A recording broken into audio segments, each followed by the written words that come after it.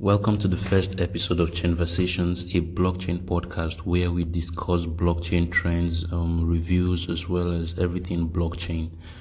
This show is totally unscripted and is powered by cryptoinafrica.com, a content website for everything blockchain with specific focus on how blockchain technology and cryptocurrencies can be implemented in Africa to better the lives as well as change industries. In this first episode of Chainversations, we'll be discussing a blockchain solution called Propy, the startup and the solution they proffer, with specific focus on how it can transform the land industry in Africa. It is important that I disclose that I am a part of the Propy community management team, and that has partially influenced Propy being the choice for the first episode. However, the review in this, the discussion that we'll be having on this podcast is 100% authentic, real, and is not influenced by any bias for that.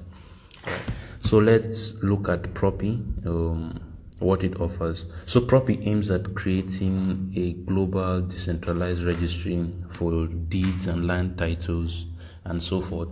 So every single title deed will be stored on the blockchain, and it will be global. It won't be restricted to a particular community, to a particular country, county, or so. And so far, it has had pilot projects, I think, in Ukraine, and in Vermont in the US. So we'll discuss how this solution can help solve Africa's land fraud problem. So land fraud is actually a pretty popular situation in Africa, and they've thrived due to several reasons. Some of these reasons include one of the first reasons is that there is lack of adequate documentation of land ownership. So most of the transfers were done, although there are improvements to this, but most of the transfers previously were done with nothing more than oral agreements. So there's no proof of who owns which property, which makes it easier for a fraudulent party, for example, to claim ownership of a property that they do not actually own. Then there are issues of bribery, where a fraudulent party can collude with land registry officials to edit title records, to transfer land to, say, influential members of society, such as politicians and big men, so to speak, in society, land grab of sorts. Then there's lack of an efficient database to record transactions on land titles. So that is also added to the first issue, which is lack of documentation. So there's lack of documentation, collusion with officials to edit, and then a lack of efficient database to record transactions on land titles, which create an opportunity for even legitimate landowners to make double deals, so they can sell the same piece of property to, say, two or more parties, even after making the first deal. So how Propy will solve this is its decentralized database will record and prove verification for land properties. So it will solve the case of inadequate documentation by providing that all property is stored on the blockchain, all property is recorded, and it will also help with the issue of collusion with officials, as they cannot edit title records unless there is a verified transaction from the owner of the property, and such transaction is recorded on the blockchain. They had such transfers, I think, with Michael Arrington, who is the advisor, the founder of TechCrunch, where he bought a property in Ukraine in exchange for Ethereum. Then, of course, the third problem, Propy also addresses this sufficiently.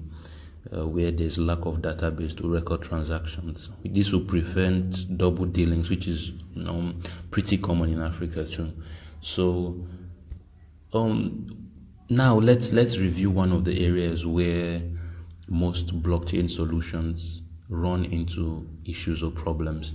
And in this case, we'll be reviewing one of the major problems that might affect Propy's success on the African continent. That is working with regulatory bodies, working with all the regulatory bodies to ensure that Propy is recognized as a registry, just as they had their pilot project in Ukraine.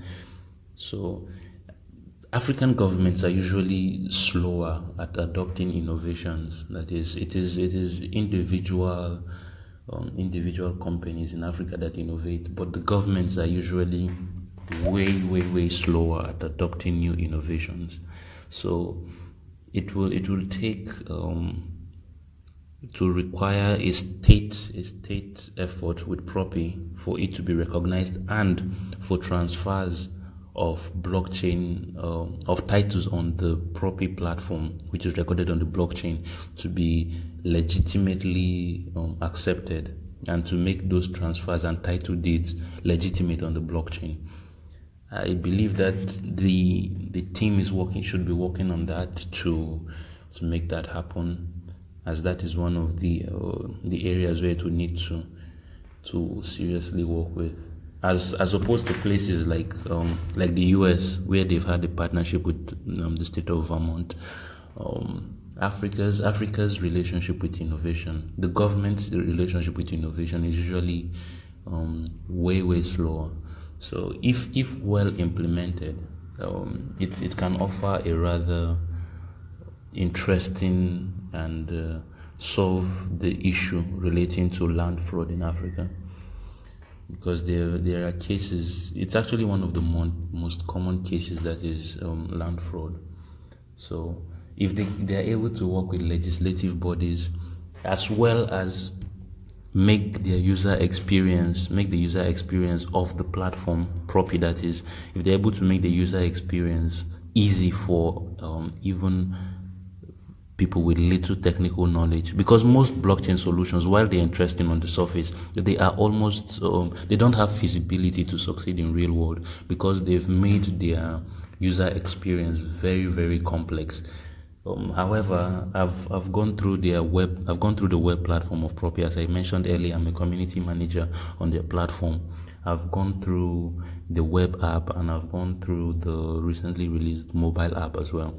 And the user experience is, although the current platform is for land listing, is a listing platform, that is the app, the web app and the mobile app. However, if the user experience for the title transfers is made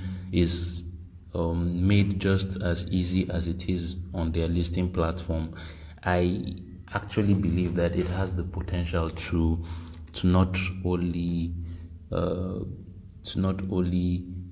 change how Africans get their title deeds across the continent, that is, but also effect change at statewide level across the continent. And this, of course, is not restricted to Africa. This is global, where, say, for example, Africans living in the diaspora, who are in their millions, probably tens of millions, because I don't have the statistics right now, but they are quite a lot, who contribute a lot, who send a lot back home. Sometimes even equaling to the GDP or more of some African countries. So Africans in the diaspora very many times have fallen victim to fraud, where they send cash back home to say siblings or relatives to help them purchase property, but then they get defrauded when those trusted parties do not purchase the properties requested.